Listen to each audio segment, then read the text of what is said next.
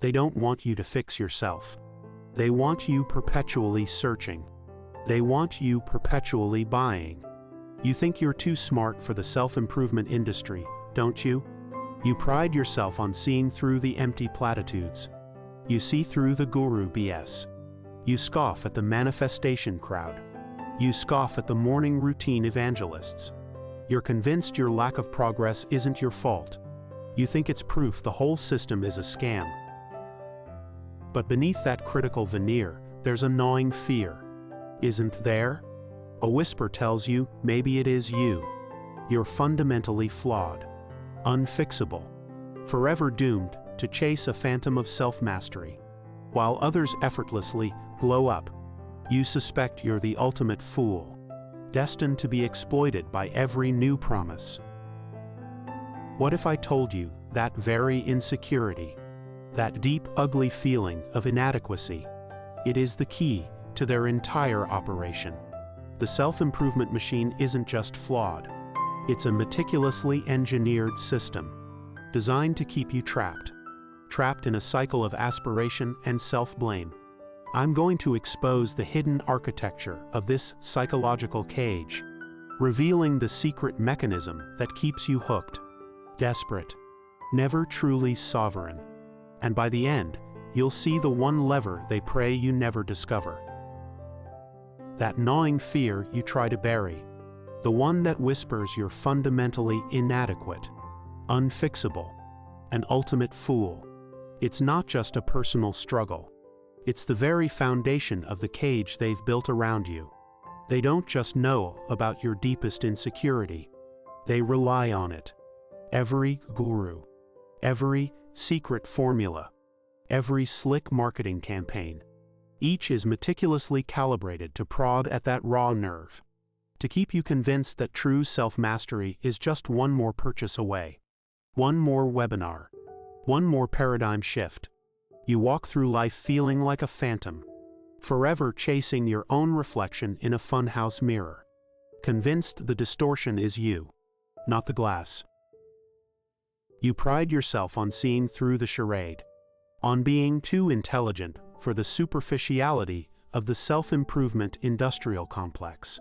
Your critical eye, you believe, is your shield, but that shield is in fact an anchor, dragging you deeper into the psychological quicksand. Your brain, in its desperate attempt to protect your fragile ego, to protect it from the crushing weight of personal responsibility, it has constructed an elaborate lie. It's not me. It's the system. It's all a scam, designed to keep me perpetually searching. This isn't critical thinking.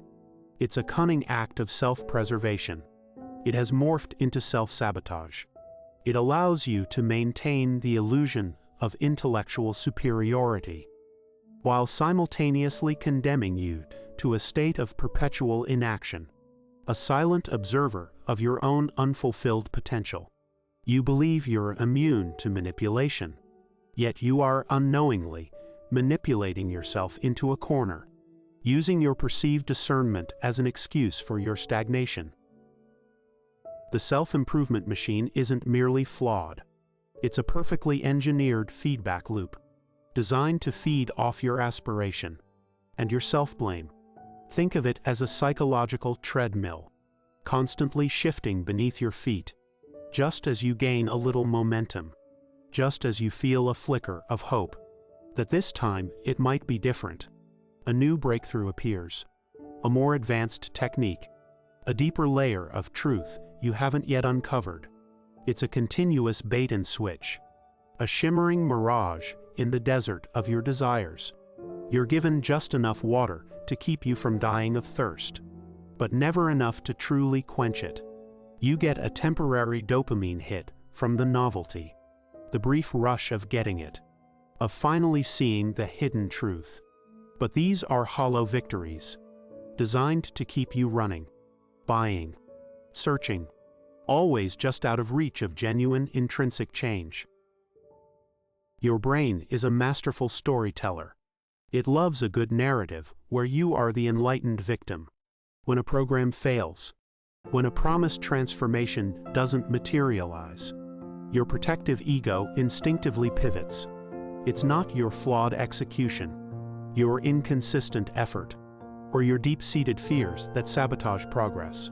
It's the guru who was a charlatan, the method that was incomplete, the system that was rigged.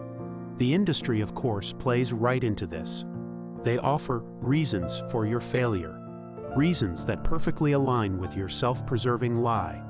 You didn't apply yourself enough. Your mindset wasn't quite right. You weren't ready for the truth.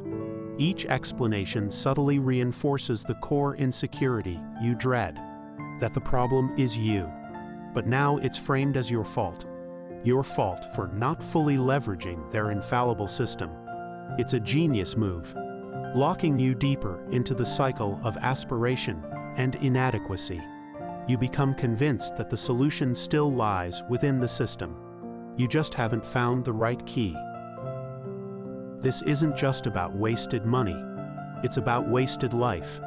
It's about the erosion of trust in your own capacity, the deepening cynicism that becomes a self-fulfilling prophecy. Every failed attempt, every discarded course, every forgotten journal entry, it doesn't just leave you where you started.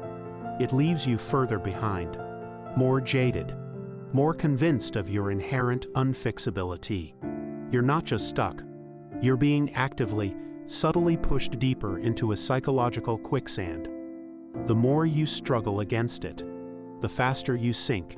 Your uncorrupted architect of self remains a ghost, forever haunting your aspirations, because you're attempting to build your sovereignty with the very tools designed to dismantle it. You're building your prison, brick by brick, with the cement of your own unexamined fears, and the cunning blueprint provided by those who profit from your perpetual entrapment. Stop. Listen to me closely.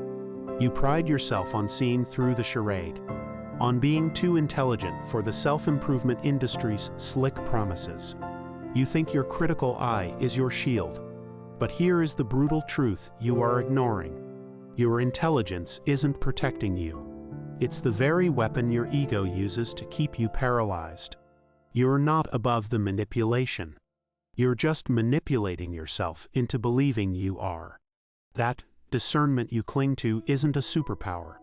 It's a sophisticated excuse, carefully constructed to absolve you of responsibility and condemn you to a life of unfulfilled potential.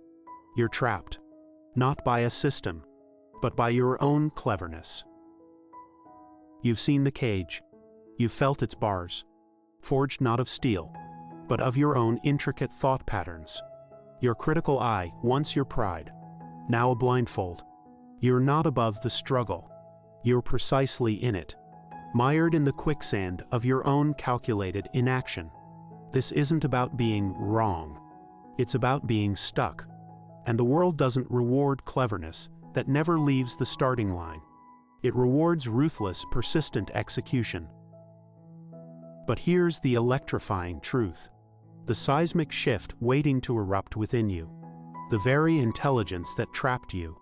It is the same power that can free you, if you stop using it as a shield and start wielding it as a sword. This is not about abandoning your intellect. It's about reprogramming it. It's about transforming your sharp mind from a master of excuses into a relentless engine of progress. The shift from intellectual paralysis to intelligent action. For too long, you've mistaken thinking for doing, analysis for progress, understanding for mastery. The mediocre masses revel in complexity, in the endless analysis, in the what-ifs and the buts. They build elaborate mental fortresses, not to defend against external threats, but to imprison themselves. They are the perpetually almost ready, the intellectually astute who achieve nothing, who die with their potential still theoretical. But we are different. We are the 1%. We are the ones who understand true intelligence. It isn't measured by how much you can dissect a problem, but by how quickly and effectively you can solve it. even if the solution feels too simple for your sophisticated brain. The shift begins when you realize the profound difference between insight and action. Insight without action is just an elaborate form of procrastination. It's mental masturbation. If you're ready to wield your intellect as a sword and not a shield, join our ranks and become part of the 1% who truly act. The solution: embrace strategic stupidity. Your ego demands complexity. It wants to feel superior, to validate its vast knowledge. It whispers, "This can't be that simple. There must be a hidden layer, a nuanced caveat, a better way I haven't optimized yet." This is the lie. This is the sophisticated excuse. The solution is brutally simple, almost offensively so. It's to embrace what your ego despises: strategic stupidity.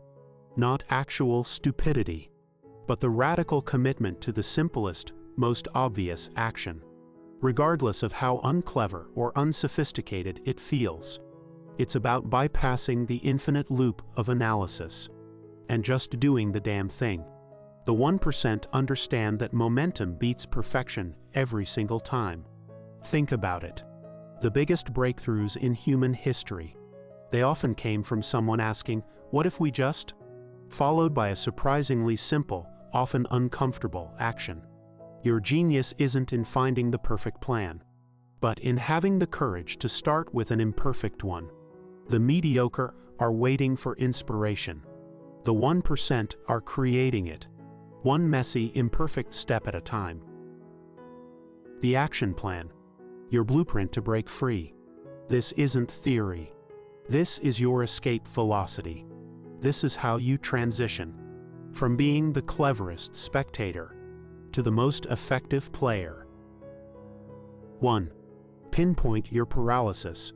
Right now, identify one area where your cleverness has talked you out of action. Today, this week, this month. Is it sending that email? Starting that project? Having that difficult conversation? Learning that new skill? Don't choose the biggest, most complex thing. Choose the one that feels most immediate, most nagging. 2. Identify the stupid, simple first step. What's the absolute smallest, most undeniable action you could take on that thing? Not the whole project. Not even the second step. Just the first. If it's starting a business, maybe it's researching one competitor for 15 minutes. If it's writing a book, it's writing one sentence. If it's getting in shape, it's doing one push-up. Make it so small, so stupid simple, that your ego can't possibly argue against its feasibility. 3. Execute the first step. Now. No debate. No analysis. No checking email. No scrolling social media. No just one more coffee. Immediately. Physically. Do that one simple thing before your brain can construct its next elaborate defense, before doubt can whisper its lies. Just perform the action. Feel the micro shift. 4. Embrace the discomfort loop. The moment you act, you will feel discomfort. Your brain will tell you it's wrong, inefficient, or that you could have done it better. This is the signal you're winning. Lean into it. Recognize that discomfort is the sensation of growth. Seek it out. Learn from the messy feedback of reality, not the pristine simulations of your mind. Then, immediately identify the next stupid simple step. And repeat. This is how momentum builds into an unstoppable force. 5. Schedule your battles. Don't wait for inspiration. The 1% don't. They schedule the uncomfortable, stupid, simple actions into their day. Block out time. Treat these micro-commitments with the sanctity of $1 million deal. Because for your potential, they are. The choice is stark. You can remain among the clever, paralyzed masses, forever dissecting the world while it passes you by, clinging to your intellect as both your identity and your prison, Or you can join us. You can leverage your potent mind, not as a brake, but as a turbocharger. You can embrace the strategic simplicity of action, the beautiful discomfort of growth, and actually build the life you've been intellectually preparing for. Your intelligence isn't a curse. It's the most powerful tool you possess, but only if you use it to act, not to endlessly deliberate. The question isn't if you're smart enough. It's, are you brave enough to be stupid, simple? To get out of your own brilliant way. The time for analysis is over. The time for action is now. Are you content dissecting potential forever, or are you ready to finally execute and win? Tell me below. You've felt the truth in these words, haven't you? The quiet, nagging recognition that your sharpest tool has become your heaviest chain. We've unmasked the illusion. That endless analysis is progress. That complexity is intelligence. That thinking is doing. This isn't about being wrong. It's about being stuck. But no longer. The blueprint is laid bare. The key to your freedom is in your hand. The defiant commitment to intelligent action. This isn't just a concept. It's a radical re-engineering of your approach to life itself. It's the defiant roar against the whispers of doubt, the seductive pull of overthinking, the comfortable prison of perfectionism. It's the raw, visceral understanding that the only way forward is through the liberating discomfort of simple, immediate execution. Your intellect isn't a flaw. It's a superpower waiting to be aimed. Not at internal debates, but at the external world, at the undeniable results you crave, at the life you're destined to build. Every second you hesitate, every excuse you craft, is another brick in your self-made prison. But every single stupid, simple action you take is a hammer blow, shattering those walls. This is your turning point. This is where the brilliant spectator dies, and the unstoppable actor is born. The future isn't a thought. It's an action. It's built, not imagined. It's claimed, not wished for. Stop dissecting your destiny. Stop delaying your dominion. This is the moment you reclaim your power. This is the moment your intellect serves your ambition, not hinders it. Are you content to forever analyze the battlefield? Or will you charge and claim victory? The world is not waiting for your perfect plan. It's waiting for your first decisive move. The choice is yours. And the time is now. Unleash your genius. The world awaits your execution. Type I am action in the comments to claim your freedom from intellectual paralysis.